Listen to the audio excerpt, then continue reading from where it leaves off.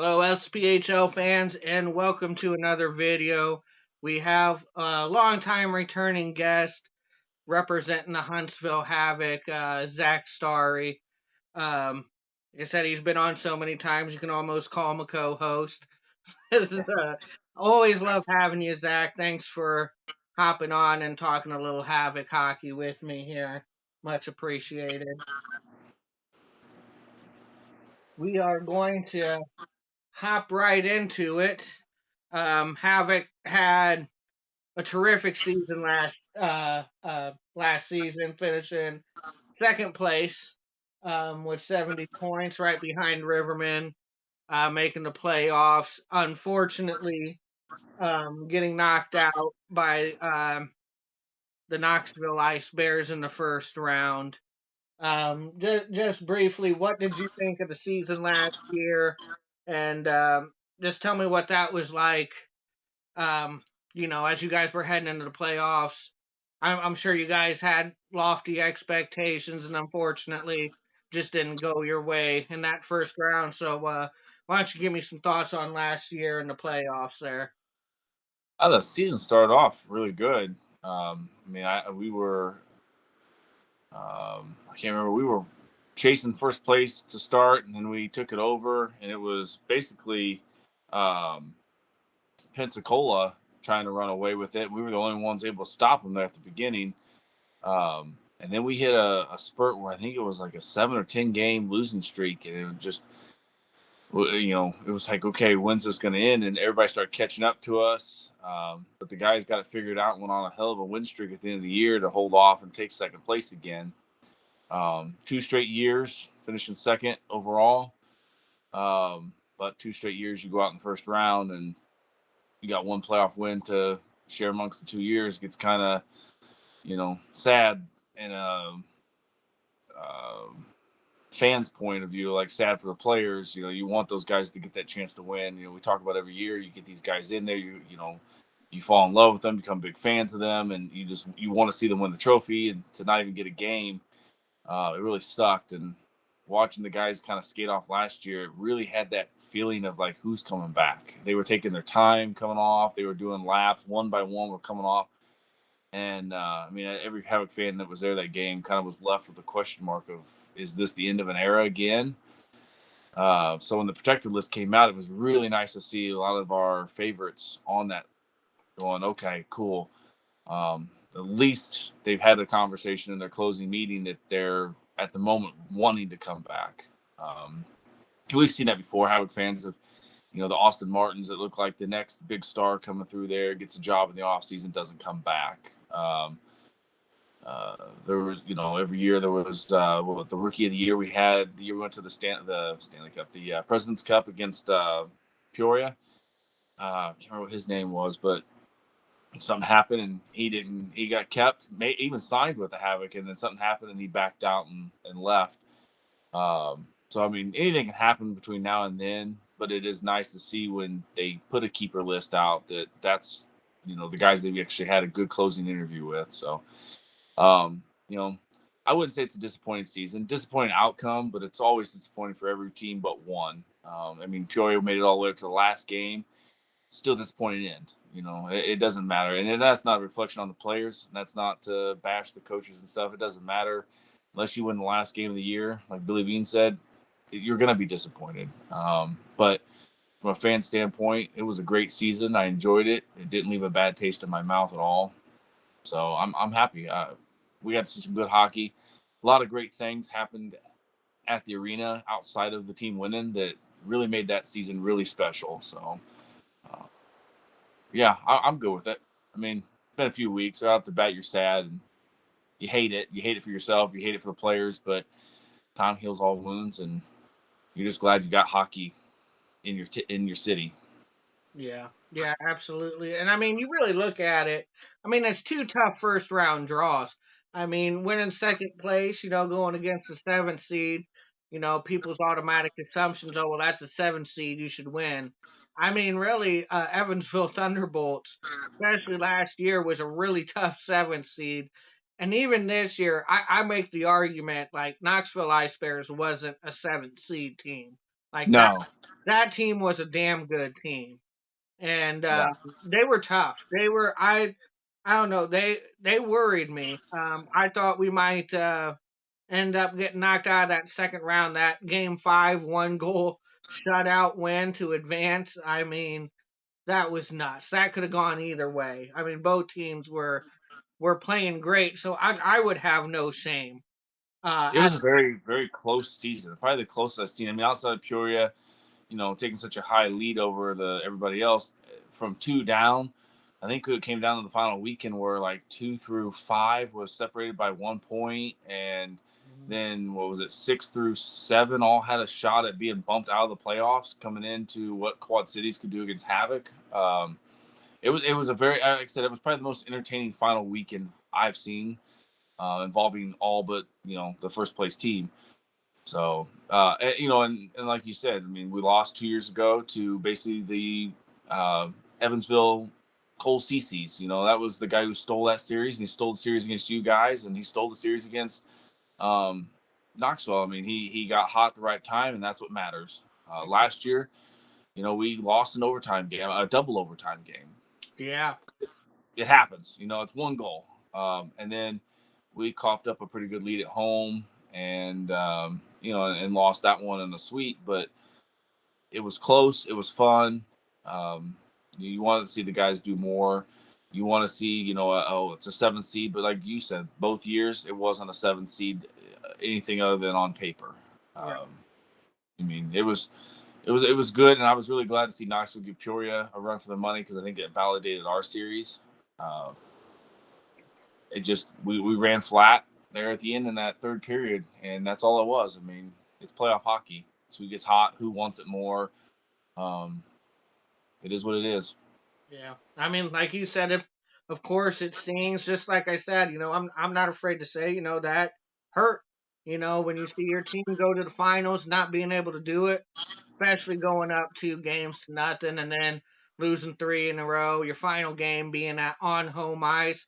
Yeah, that it hurts. It sucks to see that when you see the boys with dejection on their face, and it's not a fun feeling. It takes a while.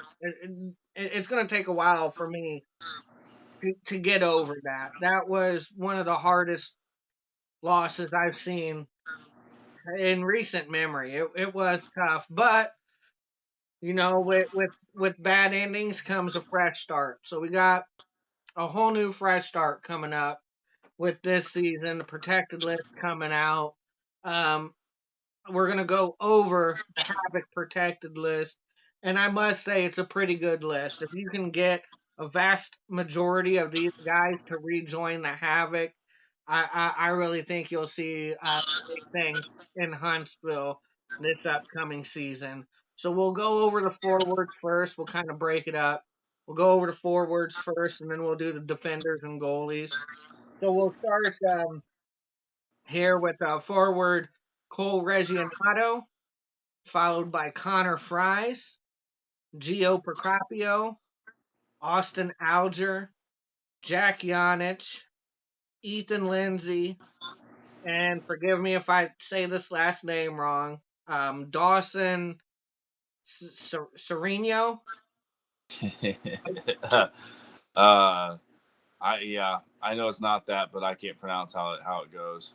Yeah, it's Sereno. I'm sorry, guys. I'm trying to get better with names, and The one I'll correct you on is it's Yannick, not Jonick.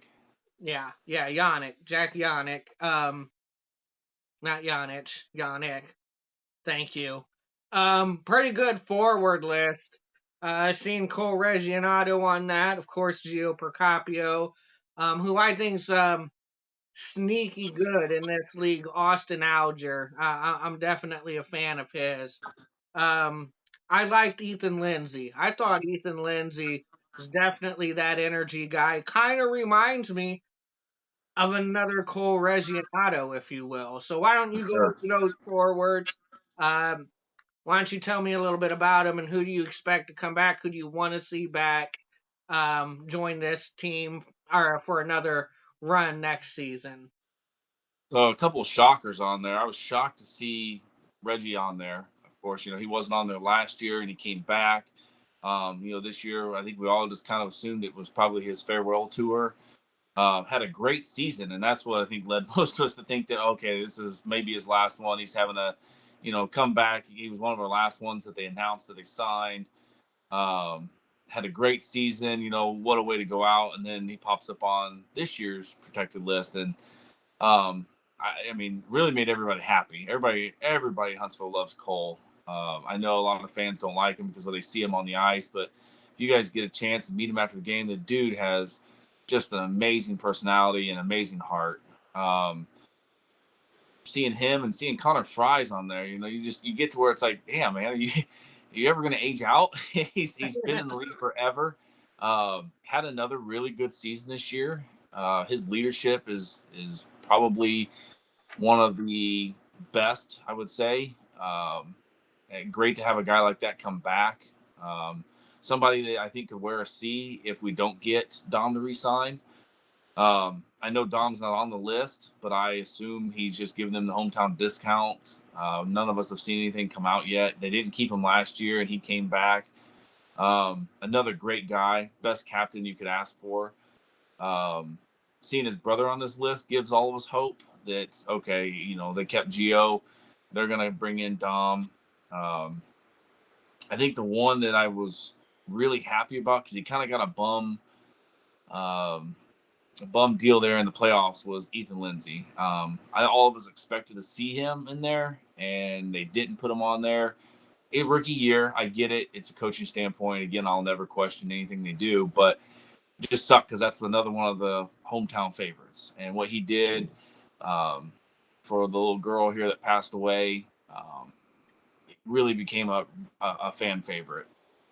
I think he submitted himself now as the guy that's next in line to be the Tyler because of all that. And super nice guy there. So great to see him on there. The ones that kind of are upsetting, but you understand it, like the Galloways and the Cooks. Those guys were probably going to take an ECHL camp and try to make it again.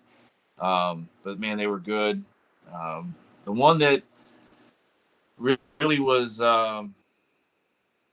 kind of out of nowhere that I was glad they kept was Dawson. That was one that was like, oh man, this guy's so good. He's probably not going to come back, and I still won't believe it till the season starts because he's so good. But I was glad they were, at least keeping his rights. And I mean, now you own him for the whole year, so you know he does catch on somewhere and doesn't make it.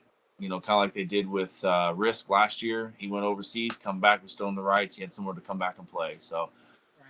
I think the forwards are really good. I really, it was a year where who do you slap the tag on and who don't you? I mean, it was a win-win either way, I think. Yeah. Which I know you touched on some of the names. Like I was going to say, some of the forwards that were left off that were on the playoff roster, like Connor Galloway, Cameron Cook, Cole Golka, Frank Trezera, and Josh Kessner. Any of those names that you're surprised not protected or that you might expect to come back? Nah, nah. I mean, not that we all didn't love him, but Golka, I think, came back just because we were a team on the verge of trying to get a championship, and he might still re-sign just because they didn't keep him. Nobody else may want him. I mean, we were the one that made the trade for him. Um, um, Galloway, Cook, those guys, I think are going to try out somewhere else. Frank, he was a good guy, sucked at laser tag, but he was a good presence on the ice, but really didn't put forth that effort, or not effort. He put forth the good effort. He didn't put forth the stats that you'd want to see and that can be filled by somebody else. Um, and then Kessner, that he's a hometown guy. We were all under the assumption that last year was his 1 year to come back and play. He hasn't made the announcement yet. He did make a video saying that he hasn't made an announcement, hasn't made a decision yet. So he could still come back, like Golka. The one that really shocked me was not having Phil on here. I thought that was one that was like, okay, his brother's still in town. Phil's probably going to get re-signed, and maybe he's a hometown guy too that just says, hey, don't keep me, save it for somebody like an Ethan Lindsay or a Dawson, excuse me. And I'll be back, that kind of thing. So you never know, but I know that the family aspect here between players, staff, our booster club, all those guys that do an amazing job, really keeps people around. And so when they leave, you're shocked. You're like, dang, because they've got it really good here. And so it kind of helps the keeper situation. Absolutely. We'll go over some defenders and goalies. And like I said, to me, this is if you can get these guys to return. I mean, again, this is why Huntsville Havoc is a perennial contender. I mean, these guys know how to find and get talent and how to keep the talent there in Huntsville. And this is a very talented defensive room and goaltending room on this protected list. You got Kevin Weaver Vitale, who I thought was an outstanding defender. Craig McCabe, he's captain steady as she goes. I mean, you can depend on McCabe. Charlie Risk. Charlie Risk is a feisty, he's, I really like the way Charlie plays. And then, big surprise, Ben Schulteis. I like the way Schulteis played. So I'm not surprised he was protected. I mean, I was just surprised how good he really was. He's a very good defender. And then you got your goalie room. And like I said, if you can get both this is a top goalie tandem of the league with Brian Wilson and Alex Proctor. You being a goalie yourself, we'll start with the goalies. What's your take on Brian Wilson and maybe Alex Proctor returning? What did you see with Alex Proctor playing behind somebody like a Brian Wilson? Um, that's where I really wish I had bought my thinking cap. That could have been really good right here talking about Brian. I think it'd be great. We only got to see Proctor, I think, in one game at home. Um, I think he's got everything to be a starter. Um, I think if he doesn't take a call up, we might wind up with a great 1-2 or 1-1A, if you will. Um, at some point, yeah, you got to give it to somebody, and Brian is so deserving of it. He had an amazing season. It was great to see him finally be given the reins, and he just took off with it. A lot of those games we lost were not his fault. A lot of the games he was taking 40 shots, and you're going to give up some goals when your team's only putting 17 on net. It's probably going to be a loss, and it sucks that a goaltender gets judged on wins losses based on that. But Brian was awesome. Never saw him without anything but a smile on his face. Um, Again, one of those guys that really became a fan favorite. And everybody kind of fell in love with Robo, but Brian's personality, everybody looks forward to the Thinking Thoughts episode every week. Um, he's just a great guy to talk to. Always there for the fans, gives you a quick second. But then when it comes time for game time, he's totally into the game. He's not out there horsing around. He's not trying to play for another league. He's playing to win that game right there. You can see that focus. Proctor, like I said, the two games that we got to see, one on the road through Flow and one at home, really great. I know Bloomington stole him for, I think, a playoff game or whatever, but uh, them signing him to the protected list, I think shows that they're serious about their goaltenders this time. That the last 2 years when Brian took the call up, and then last year we had a floating rotation of backups. Like, we've never been able to find that backup that's been able to give our starter that break during the home stretch to, like, okay, you don't have to carry all 2 to 3 games that weekend to keep us in the hunt. We really struggled 2 years ago trying to find a replacement behind Robo. We had several guys, and we were just getting blown out when Robo wasn't in net. And then last year, same thing with Brian. I mean, we had a whole bunch of guys. Skinner was in there, and it was shaky at best. And we seemed to lose those games when Brian wasn't in net. Um, you got to give him a break, otherwise that's going to get him hurt. So hopefully Proctor sticks around the whole year, and that gives us that great combination, like when we had Molosic and Delaverne. We could give them 1-1 on a 2-game weekend, or give 1-2, 1-1 on a 3-game weekend. So I'm happy about that. That one I'm really happy about. As far as the defense, I mean, you got 6 defensemen. One of them's Dom. You assume he's either retiring or coming back anyways. So who's the one you cut out? I mean, the guy that was signed halfway through the year didn't really produce much. It was a rotating door on that sixth spot. They kept the four they had. I think it's smart. You build a good defensive core. You get your goaltender accommodated with that group. I think it's great. Like I said, Weaver, great season. Really glad to see him back. He's kind of become that insurance back there when he's on the ice. You're like, okay, we're all good. Kind of like when Palmer was out there. McCabe, another one, great. He's got a hell of a shot. He can score for you on the point. Sticks up for his guys. Risk is a little shaky. You're probably getting at least 2 minutes in the box from him a game or maybe more.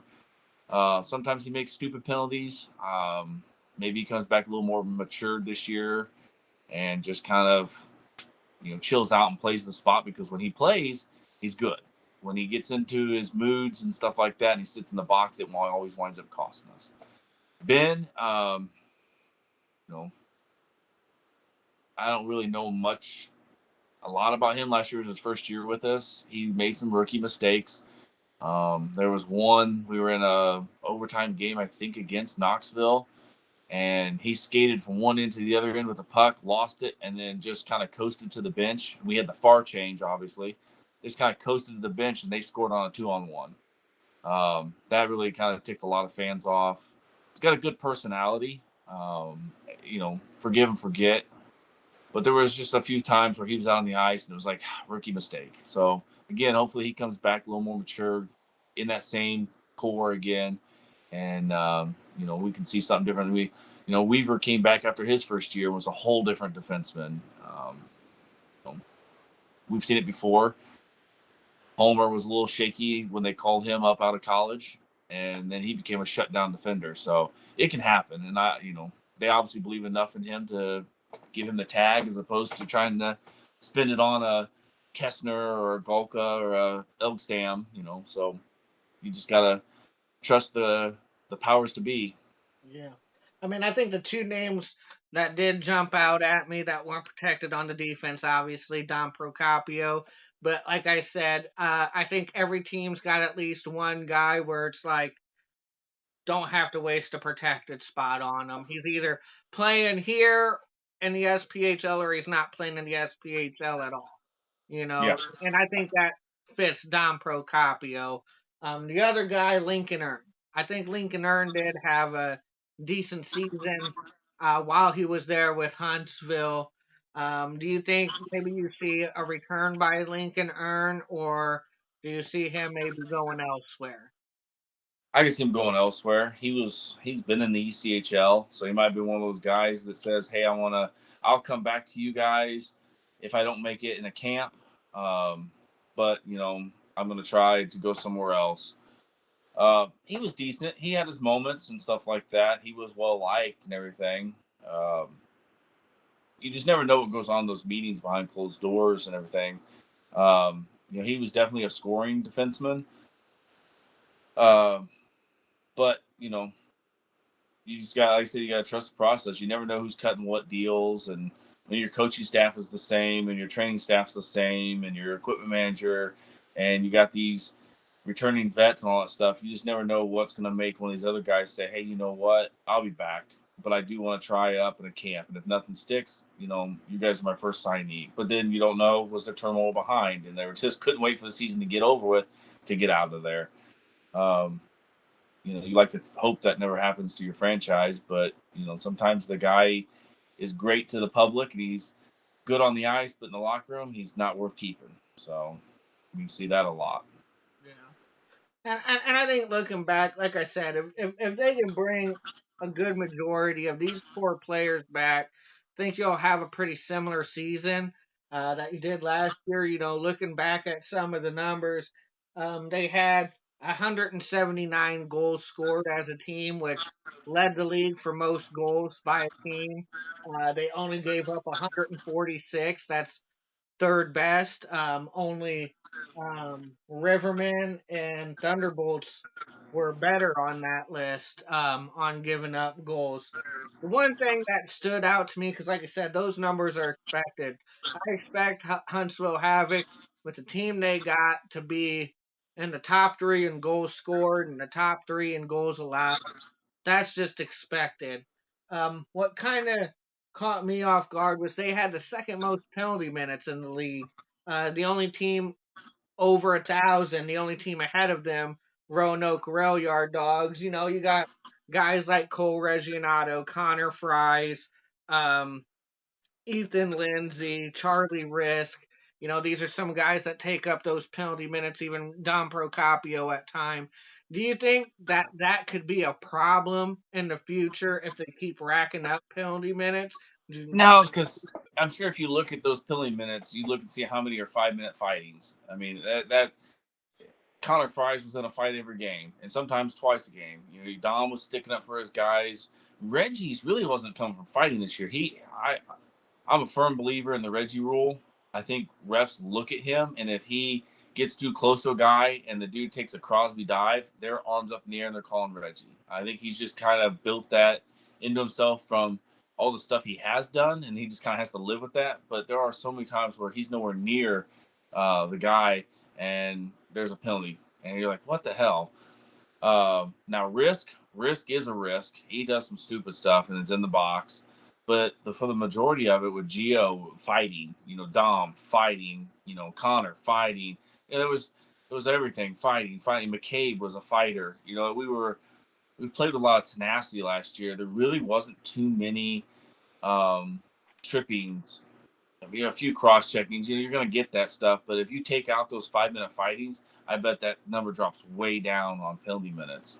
I mean, fightings are nice, and they were doing a good job sticking up for their guys and stuff like that. But I think if we can tone that down and not be in the box so much, and I know most of the time fighting it's a match and all that stuff, but um, you know, I think we tone that down and get more even strength or even power plays. You know, that goals for can go way up, and goals against can come even down even more. Uh, you know, our power play last year was hit and miss. We would have games where we would go 3 for 3 on the power play, and then we'd have a stretch where we would go like 0 for 20 in the power play. It was unpredictable on that part of it. So I'd like to see that become more of a focus on not so much they pass, lose the puck inside of the zone. And then they took forever for them to break into the zone. And I know every SPHL team does this, and I wish if there's one GM, one player, one coach listening, take it back to life. Stop fucking coming into the neutral zone and turn it around and pass it backwards. It never works. It's stupid. And if I'm the opposite team, I'm just going to camp a guy out in between the blue and red line and make sure you can't do that. Just go in full steam like it used to. That always worked. Come in full steam, either dump and chase or go through them and set it up. Um, but, you know, I'm not a coach, just a fan with button seats. But that's nerve wracking. I think that stalls out every power play out there. You get in the zone, and then they want to pass 4 or 5 times like they're playing youth hockey and can't shoot until everyone touches the puck type drill. Um, just shoot and go. I mean, that's one thing that I think makes Peoria so effective on the power play is everyone's a shooter, and so you never know when the pass is going to stop. Where Huntsville, it's like they try to set up that one guy, and when he's not open, nobody knows where to go, and they'll even just shoot the puck. And I think if they fix that part of it, our power play goals go way up. I mean, just shoot and get to the net. Just shoot it low, get to the net, pick up the rebound. Um, you know, that kind of thing. But our power play, our penalty kill was really good last year. Again, we had a great defensive core, had a great net minder. It got to where we would take a penalty. You didn't hear that breath let out in the stands. It was like, okay, well, we'll kill this off and be back at it. I think you heard more of a sigh when we would get a power player. Everybody's like, "Can we just play even strength? Can we decline the penalty? Pick the flag up." Well, I think this is where Havoc and Riverman are very, very similar. Is their special teams. The power play can be aggravating because you know how good they are.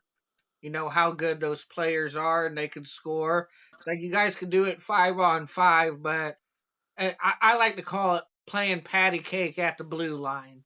You see the defenders going back and forth at the blue line, passing, not penetrating with the puck, not crashing the net. It's like who you guys think you're fooling? You're making this an easy penalty kill for the opposition.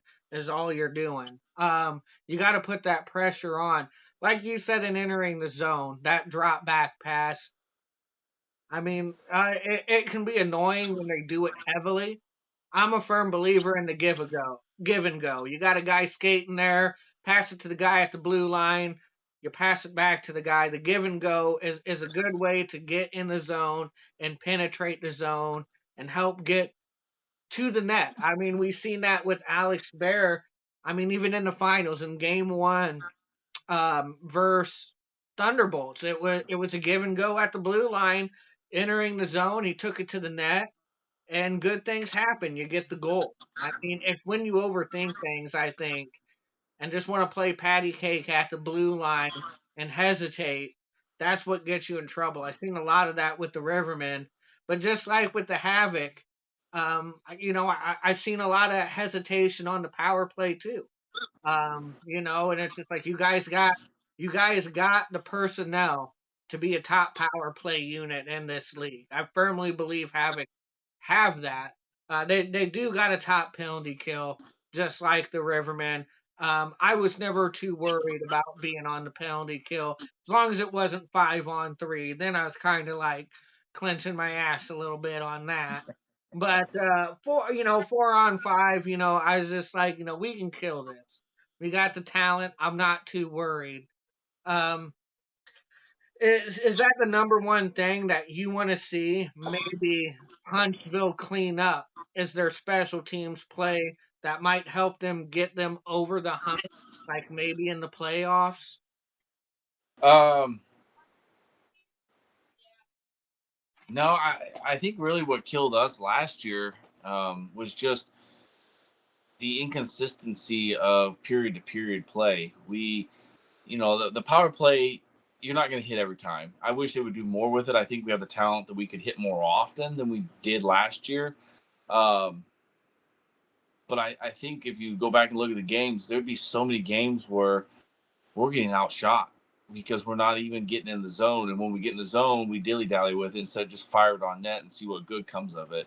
Um, that was kind of a little more disheartening. There'd be games where our offense just wouldn't get off the bus. There'd be times where our offense was putting up 6, 7 goals on a team. And it's like, okay, can we save some of that for some of these other games? So it's so inconsistent. But I know that last game of the year against um, Knoxville, we came at them strong, beat the heck out of them the first period, beat the heck out of them halfway through the second, and then they tied it up, and we just stopped playing offense. Like they set back and played prevent defense or something. The attack zone just wasn't hitting it. I don't know if they got tired. I don't know if the game plan changed, whatever. But stuff like that, we see that all year long. Then we'd see games where like we played against Birmingham there at the end of the season, and it was like 3 shots, 3 goals on Stewart. They yanked him, and we still kept peppering Taylor after that. And it was like, okay, this is the team I want to see. And in the next game, they're getting 17 shots.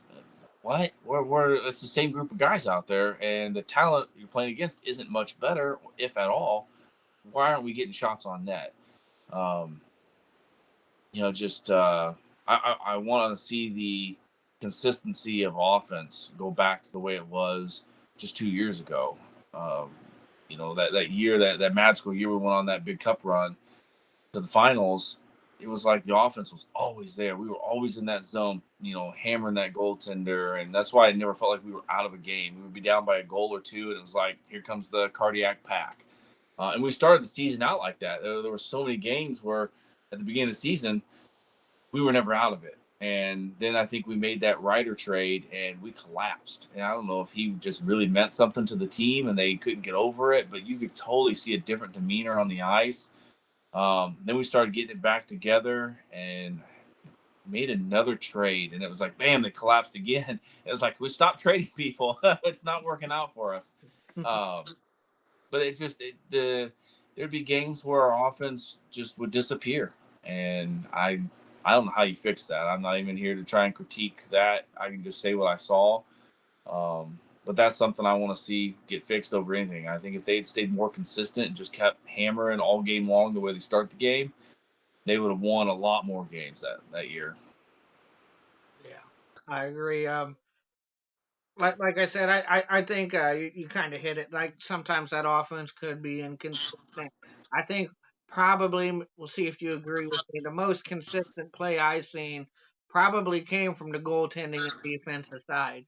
I'm a big fan of Brian Wilson. I think he's a great goaltender.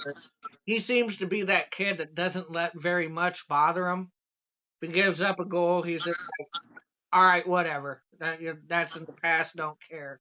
Let's Right. see the next shot, which is a good mentality to have. Just like I said, I think people forget how big the game is mentally for a goaltender.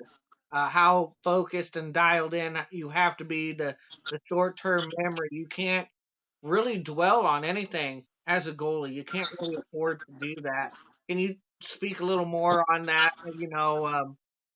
What you like about Brian Wilson's game and if you thought he was one of the most consistent things that you've seen that helped this team win, hockey games. Yeah, I mean, I don't think there's anybody there that has one bad thing to say about Brian Wilson. When Max was in town, you had your Max haters, you had your Max lovers, you had the in betweeners. When he had Robo, you had that. But Brian, it was like when we lost games, no one griped about the goaltending, and it was the first time I've ever seen that happen, where not one.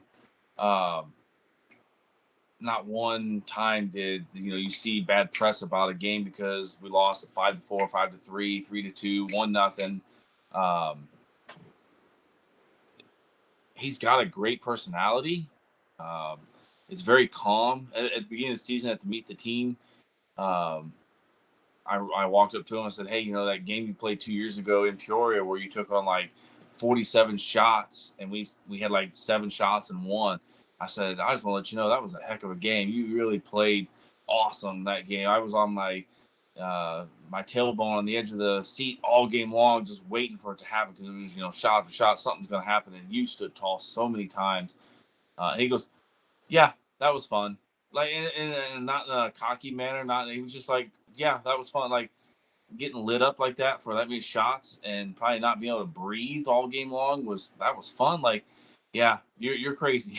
You deserve it. You're going to be good for this team because you're not going to let it rattle you. Other guys would get a little upset or it would carry over to like, oh man, I have to do this every game. Like he likes getting shots. He doesn't shy away from it. He's not someone who um, cracks under pressure.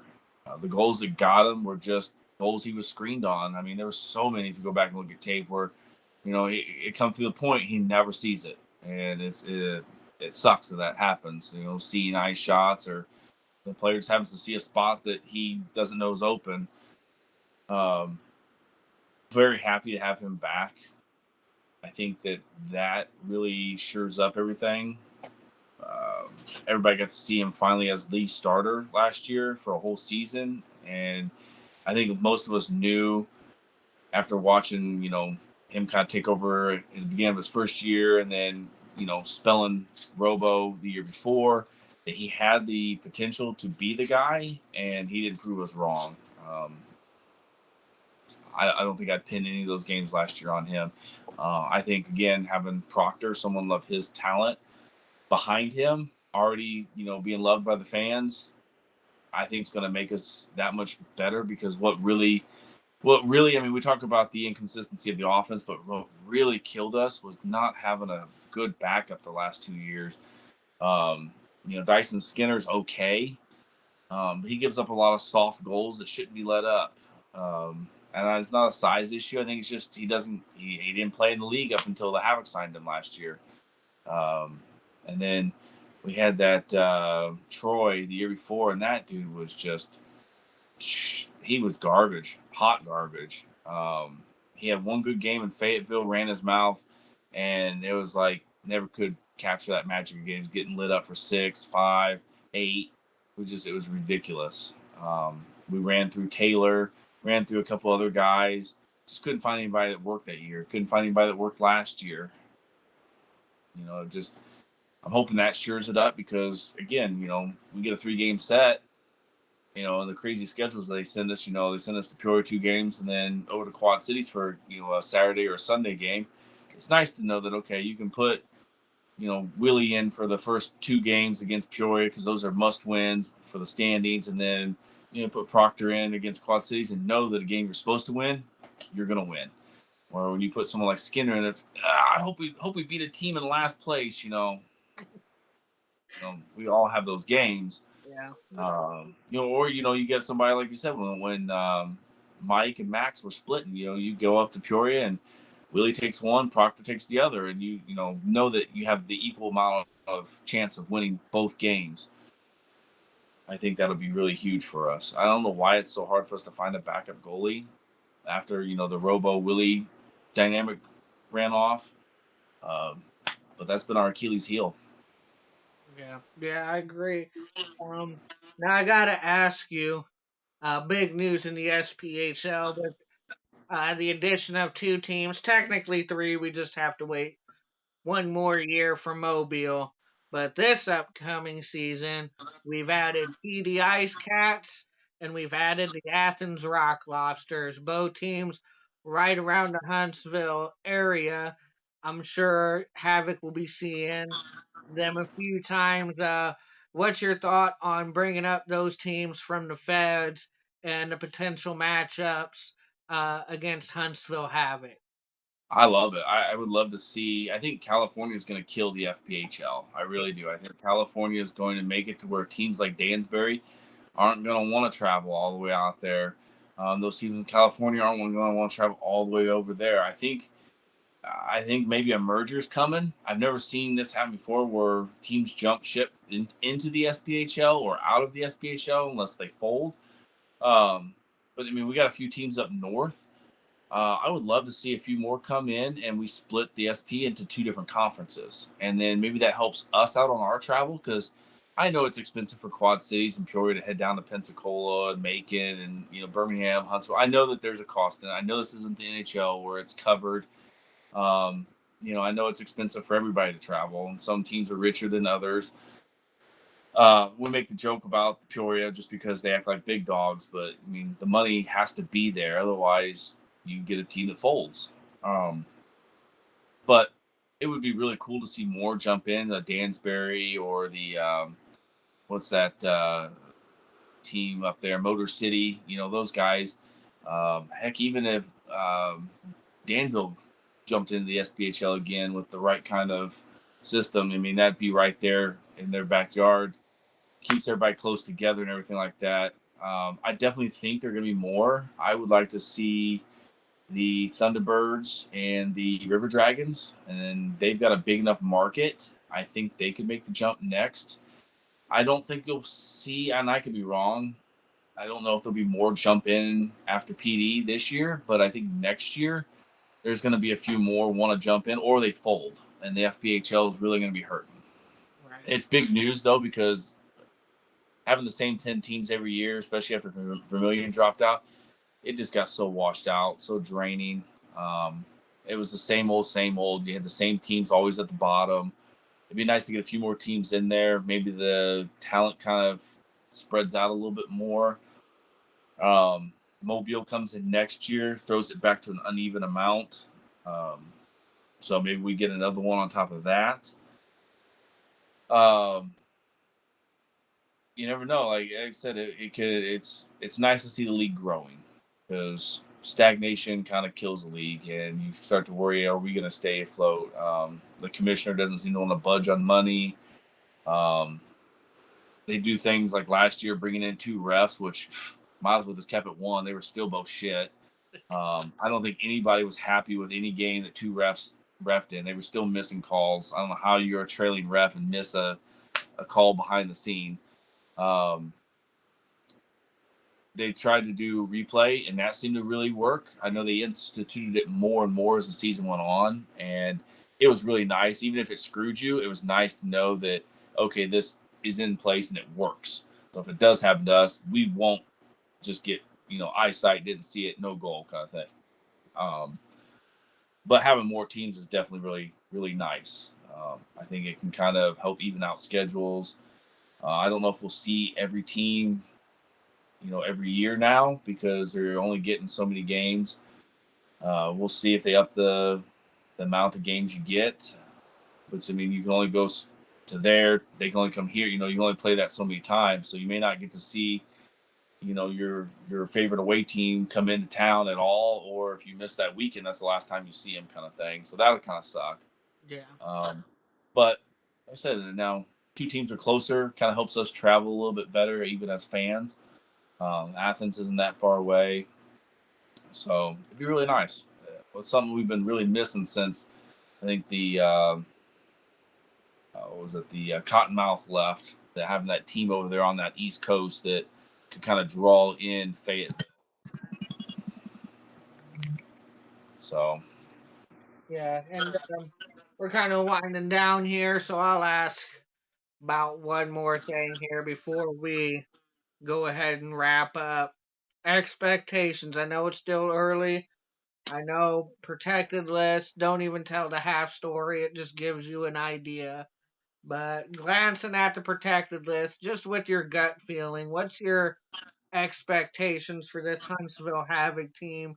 Do you think they can finally find a way to get over that hump and really make a legitimate cup run here in the upcoming season? always, I mean, you're not a fan if you don't pick your team to win it every year. Um, they've got enough talent behind the bench. I know at times it looks like there's no tenacity back there, but people forget when Glenn was behind there, he wasn't screaming and yelling and throwing a fit either. Um, if you look and if you're somebody who thinks that we don't come together because we don't have John Tortorella behind the bench screaming and yelling, but look how the players respond. Nobody else is out there freaking out. When we have bad calls and bad games and it just nothing's working for us, the guys aren't out there acting like idiots because the coach sets the pace. So, having Stu and Tyler back there keeping it calm, we don't know what's going on inside that locker room. They may be getting chewed out in that locker room, and that's fine. That's where it's supposed to stay. I'm not supposed to see the coach go nuts and rip his players. We're not supposed to. That's in the locker room. It stays in the locker room. Um, I think we just had too much personnel moving in and out last year. It was hard. We had Connor Galloway, then we didn't have him, then we had him again. Um, it was so much here and there. Bad backup goalies that were costing us wins that could have propelled us up higher. I don't think it's a coaching problem. I think coming into Stu's fourth year now, everything should be there. We should really go. But you look at Stu's pedigree, the first year head coach with a brand new assistant coach, new staff behind him. Um, they finished fifth in the league with a whole new cast of players, go all the way to the cup. Just can't win that final game. The next year, second place. The next year, second place. So, I mean, he's a winner. We just got to get over that playoff hump. Uh, but playoffs in the SBHL, they're not the NHL. It's not guaranteed in that first round. Every team wants it. It's 2 games. You lose 2 games, you're toast. The NHL, we've seen teams go down 2-0 and come back and win 4 to win the series. So it's a little bit harder to judge a team or a coach based off of that first round because a double overtime loss, that sucks. Come home, you lose a game. It wasn't the end of the world. They played tough, but it's the end of the season. So um, I think the expectations are, not win or bust, but it's a championship. You got to always root for that. I think the winning time is now. Everybody could be going into a rebuild. You don't know what's going on with, Roanoke, their goaltending situation. Peoria's kind of got a lot of new faces last year, might have more this year. Protected lists are out, but sometimes those are more favored to the guys that been there a long time, and they may say, "Hey, I'm done." Younger guys that put on the list, they may say, "Hey, I'm going overseas," or "I'm going to go up to the E," or something. So we never really know what's going to happen, and a lot of your season is won in the season with new signings and stuff like that. I know next year the league's going to be a little more rounded out because you're going to have 2 new teams with keeper list, and we're going to have a free what do you call it? Expansion draft. We're going to have an expansion draft in there, so each team's going to lose 1 player outside of their keeper list. That'd be exciting. So, like I said, we'll see. We Yeah, got the team in place. I think this is the final run we're going to have with a lot of these guys. So, yeah, I do believe that this is championship caliber prediction right here. And not to be cocky, because you got 11 other teams that are going to say the same thing. But Huntsville looks primed in that position that they can do it. I mean, second place 2 straight years, coming off of a championship finals appearance, they can do it. They just got to buckle down in that playoffs, and I'm hoping 2 straight sour tastes in their mouth gets them over that hump. yeah. And I mean, I'm absolutely in agreement with you on the 3 game series in the first round. On everything can happen. It's not always the better team that advances. I often tell people look at what happened in the second round with Riverman. If they didn't change it to a 5 game series in the second round, Riverman don't even make the finals. Knoxville wins. They beat us in game 2 and game 3, we would have been done. But because it was a 5 game series, we were able to battle back and advance. And who would have said that wouldn't have happened for Huntsville Havoc? They could have battled back and advanced just like we did against Knoxville. So, like I said, I'm in absolute agreement with you. That first round's really a dog fight, and it can go either way. And it's almost the first round the scariest round. Honestly, it's almost like you feel better knowing like you got that 5 games. Like, okay, we got a little room for error, a little more room. Like, so Right. Yeah, if they made the first round 5 rounds, I think that double OT loss doesn't seem so panicky in game 2. But also, one thing that people forget is we played a double overtime game on a Friday night in Knoxville. And then because of scheduling, we had to come all the way back in the middle of the night and play a game Saturday night on Little Rest. I know Knoxville had to do the same thing. I'm not making that as the only excuse for Huntsville. But if you look at the first period, Knoxville was flat. They weren't as powerful as they were halfway through that second. It's like they found their breath halfway through the second into the third, where the Havoc came out strong and lost their breath.